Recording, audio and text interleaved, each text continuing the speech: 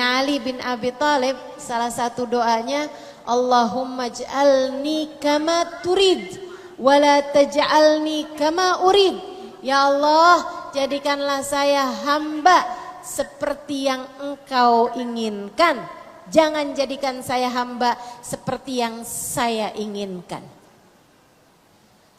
Jangan ya Allah, jangan biarkan saya menjadi seperti yang saya mau. Jadikan saya saja seperti yang Engkau mau. Kau pengennya punya hamba yang kayak gimana? Jadikan saya yang kayak gitu ya Allah. Jangan jadikan saya seperti yang saya mau. Itu doanya Sayyidina Ali bin Abi Thalib. Tapi itu doa yang kalau dipikir-pikir agak cukup berat itu ya. Kita kadang-kadang kan kita maunya kita kaya. Betul nggak? Kita maunya kita dicinta, dipuja. Padahal menurut Allah kadang-kadang kamu miskin lebih baik.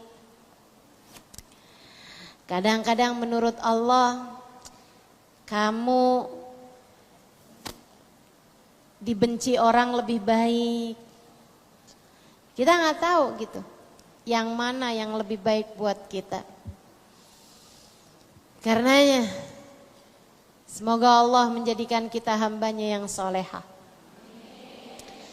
Tapi dengan jalan-jalan yang menyenangkan insya Allah. Amin. Ya Rabbal Alamin. Taat ketika diperintah. Ibu-ibu, teman-teman, saudariku sekalian yang saya muliakan. Kalau kamu bilang, tapi kenapa ya Ustazah taat itu berat? Enggak, taat enggak berat. Ini cuman masalah kebiasaan aja. Adik-adik, ibu-ibu, kakak-kakak, saudariku sekalian yang saya muliakan, ini cuman masalah kebiasaan kok. Kalau dihitung-hitung antara sholat 4 rakaat sama keliling pasar 1 jam, beratan mana?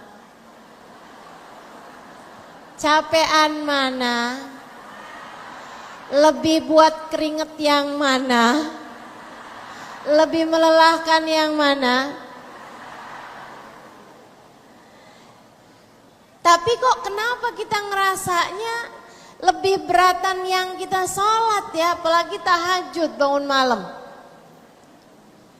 Kenapa begitu? Sekali lagi cuman masalah kebiasaan dan kesenangan.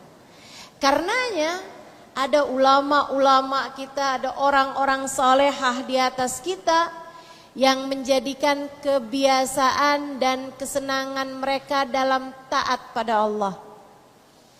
Baginda kita Nabi besar Muhammad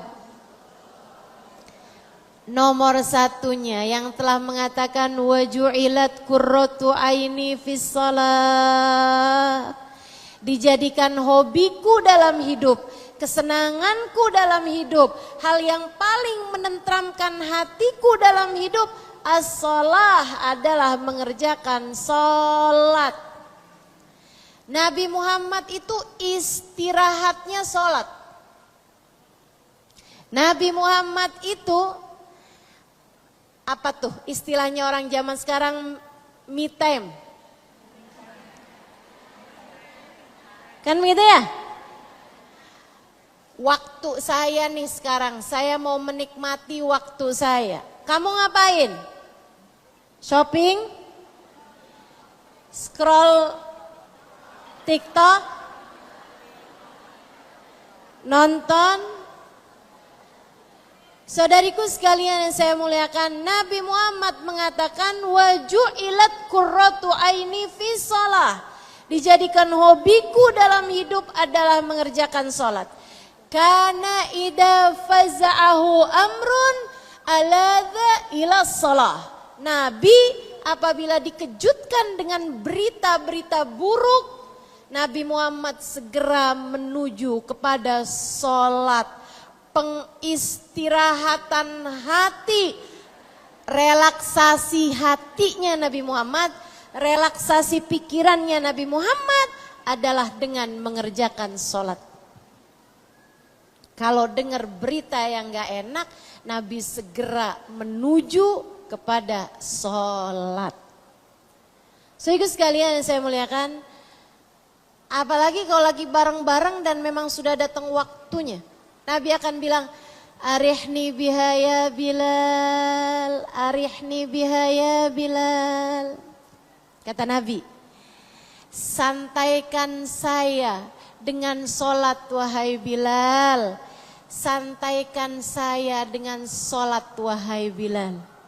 Yuk kita rileks, kita sholat yuk. Yuk kita rileks, kita sholat. Kata baginda kita Nabi besar Muhammad. Nabi tuh sholat biar rileks. Kalau kita kan kebalik. Sholat dulu yuk, jadi kita tenang deh habis itu. Kita udah sholat. Kita masih menjadikan sholat sebagai beban, bukan sebagai sarana mencari hiburan. Jadi teman-teman, kamu jangan bilang bahwa ibadah itu berat, taat itu berat. Enggak, taat enggak berat, ibadah enggak berat. Justru sebaliknya, dia adalah relaksasi yang sesungguhnya. Dia adalah istirahat yang sesungguhnya. Dia adalah kesenangan yang sejati. Masalahnya cuman pada kebiasaan dan kesenangan. Kita belajar buat bisa menyenangi sholat, mencintai sholat. Sehingga mudah-mudahan Allah jadikan sholat sebagai hiburan dalam kehidupan kita. Saya pernah ketemu orang sepanjang malam sholat. Panjang malam sholat. Saya sampai bilang, andai saya nggak lihat dengan mata kepala saya sendiri, saya mungkin nggak percaya. Kalau dibilang bahwa di atas muka bumi ini, di zaman ini, ada orang yang sepanjang malamnya mengerjakan sholat. Kamu pernah lihat? Enggak. Enggak pernah lihat kan? Saya pernah. Waktu haji, saya haji tahun 2000. Usia saya waktu itu 20 tahun. Jadi saya haji muda ini ya.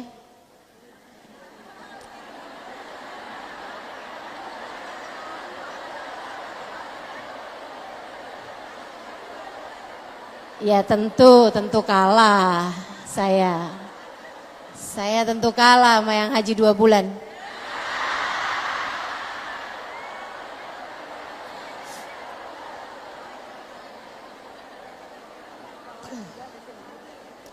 Saya berangkat dari Yaman hajinya.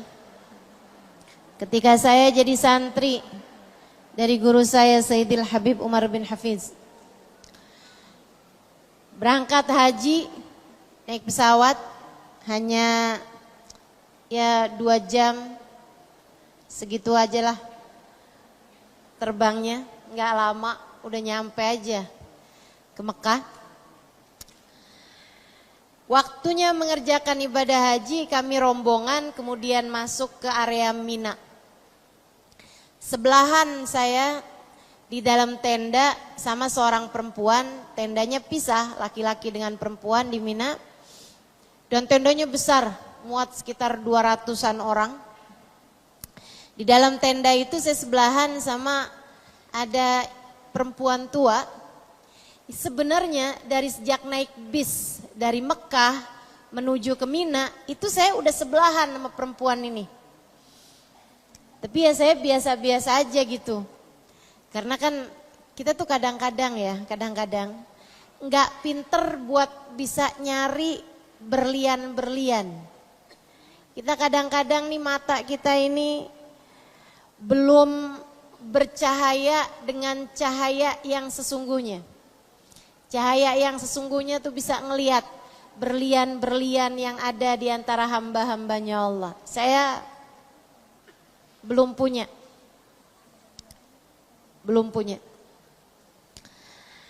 Saya sebelahan sama beliau. Sampai dengan kita di Mina, tetanggaan juga, sebelahan persis. Tempat tidur saya sama tempat tidur beliau. Berhari-hari di Mina baru saya paham. Semua orang minta doa sama beliau. Semua orang minta nasihat sama beliau. Semua orang minta dibacain sama beliau, curhat sama beliau, ngadu berbagai macam permasalahan di tenda tuh kayak gilir-giliran ganti-gantian gitu. Orang kayak memanfaatkan peluang untuk bisa bicara sama beliau. Pokoknya tiap beliau santai disamperin orang, dimintain doa dan seterusnya. Saya akhirnya jadi tahu juga, waduh ini sebelah saya bukan perempuan main-main nih. Bukan perempuan sembarangan ini. Ini berlian-berlian nih. Saya baru tuh mendekat sama beliau.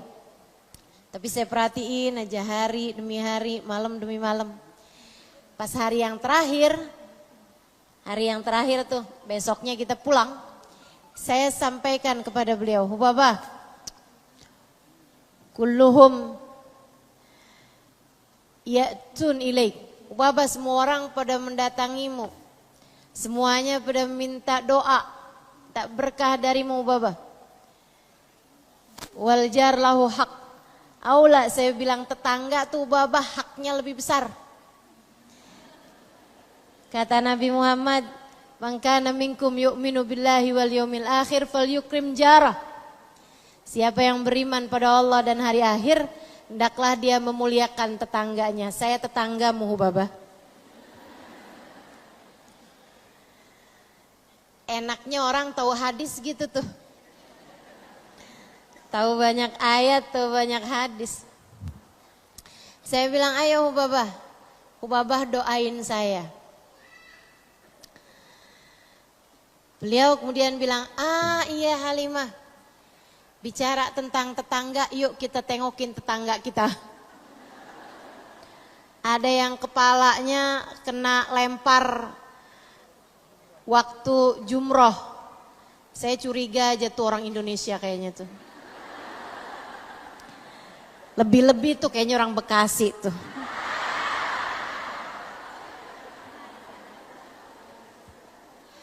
Yang waktu sebelum haji suka dibilangin sama ustadznya, lempar jumroh, lempar setan.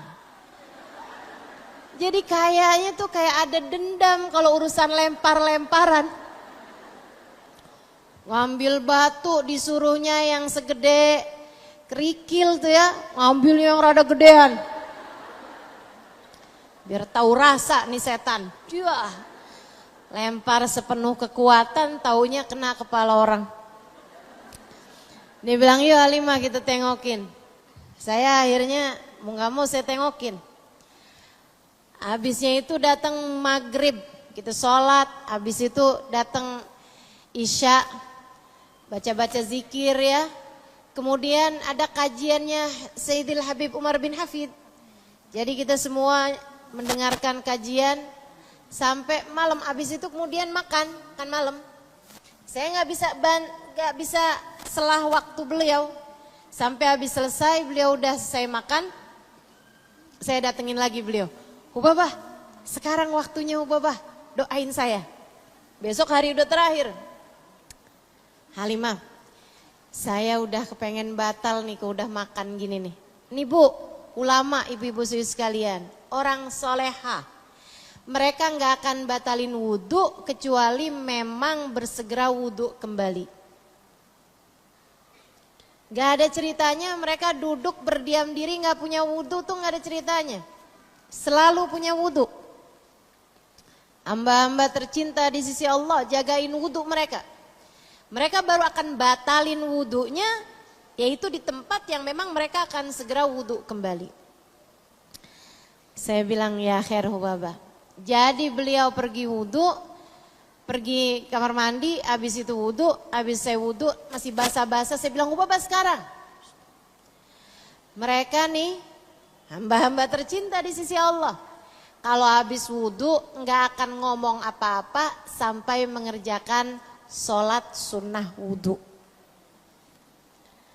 Habis beliau selesai sholat sunnah wudhu, saya bilang Hubabah sekarang. Saya nggak mau lagi ditunda nih. Saya bilang Hubabah sekarang, waktunya berbuat baik sama tetangga. Bapak bilang, Halimah boleh gak 2 rakaat witir? Ya masa saya bilang gak boleh? Oke deh. Itu sholat dari berdiri baca Fatihah. Saya gak tahu yang dibaca surat apa. Yang pasti bukan surat Tanah. Yang pasti juga bukan Qul huwallahu ahad atau Al-Muawwidatain. Karena panjang banget gak ruku-ruku. Sholat lama banget ya. Saya yang asalnya duduk di sampingnya mulai sandaran di tenda. Lama-lama sandaran mulai ndlosor. Ini kok lama banget. Akhirnya ruku, rakaat kedua juga lama banget. Saya pun ketiduran. Tapi sebelum tidur itu saya sempet sih buka air, saya buka gitu. Saya buka airnya gini, terus saya taruh aja di sampingnya Hubabah. Mudah-mudahan nih rahmat yang turun juga di air saya. Terus saya sandaran, terus saya tiduran tadi itu. Saya kebangun, saya liatin, saya dengerin masih ada suara orang ngobrol-ngobrol, mungkin sekitaran jam 10-11an malam. Saya lihat Hubabah masih lagi sholat juga. Udah gak tahu rakaat yang keberapa, kali habis selesai 2 rakaat, ya dia tidur. Beliau kemudian lanjutkan lagi sholatnya. Sampai kemudian saya ketiduran lagi, saya kebangun gak tahu beberapa waktu kemudian, saya liatin tenda udah temaram, cahayanya udah dipadamkan sebagian, udah agak gelap gitu. Samping saya masih rapi juga tempat tidurnya. Saya liatin mana sih nih Hubabahnya nih. Ternyata lagi sujud Bu. Masih lagi sholat juga. Saya tidur lagi. Saya bangun lagi ketika sudah mulai ada orang-orang yang mulai bangun satu-satu untuk qiyamul lail. Saya lihat Hubabah masih lagi sholat juga.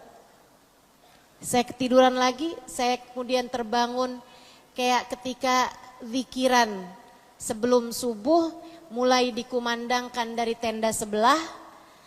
Saya pun terbangun untuk wudhu kali ini, untuk sholat tahajud kali ini. Dan saya lihat Hubabah masih sedang sholat juga.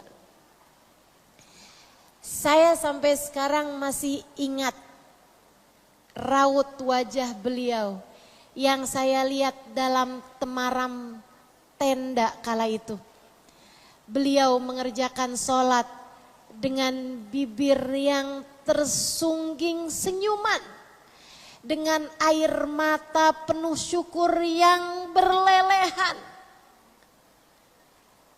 dengan wajah yang sangat menikmati saat-saat intim antara dia dengan Allah Subhanahu wa ta'ala Tuhannya. Merekalah hamba-hamba yang paling solehah. Merekalah hamba-hamba yang paling pantas buat Allah Subhanahu wa ta'ala. Merekalah orang-orang yang sangat pantas Allah berkata kepada mereka, Ya ayyatuhan nafsul mutmainnah irji'i ila rabbiki radiyatan mardiyah fadkhuli fi ibadi wadkhuli jannati.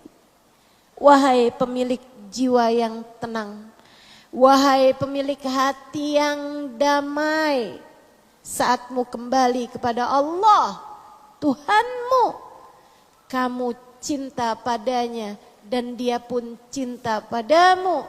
Masuklah ke dalam golongan hamba-hamba tercinta di sisiku. Masuklah ke dalam surgaku. Yang kayak beginian masuk surga kan pantas. Yang kayak kamu dibangunin subuh aja masih berat banget. Pantas? Enggak. Yang kayak kamu Yang kunutnya suka dijemur karena bangun di saat matahari sudah terbit, kamu baru kelagapan, kemudian kamu segera mengerjakan sholat subuhmu. Bukankah enggak pantas jadi hamba Allah Subhanahu wa ta'ala? Mudah-mudahan Allah solehahkan kita, amin. Mudah-mudahan Allah solehahkan kita, amin. Karena teman-teman, ibadah itu buat hamba-hamba tercinta di sisi Allah adalah sebuah kesenangan.